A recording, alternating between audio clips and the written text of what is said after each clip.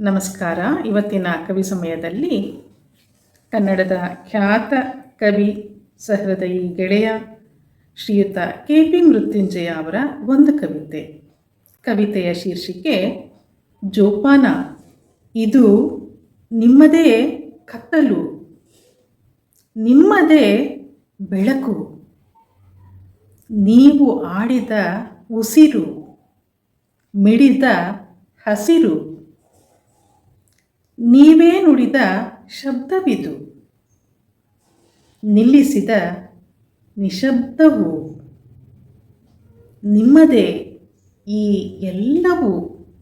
ಆಗ ಬುದ್ಧದೇವ ಈ ಶ್ರದ್ಧಾವಂತ ಭಕ್ತನಿಗೆ, ಹೌದು, ಕತ್ತಲು, ಬೆಳಕು, ಉಸಿರು, ಹಸಿರು, ಶಬ್ದ, ನಿಶಬ್ದ ಎಲ್ಲವೂ ನನ್ನದು, ನಾನಿದ್ದ ತನಕ. ಈಗ ಈಗ ನಿನ್ನವು, ನೀನಿರುವ ತನಕ ಜೋಪಾನ. ಈಗ ನಿನ್ನವು, ನೀನಿರುವ ತನಕ ಜೋಪಾನ.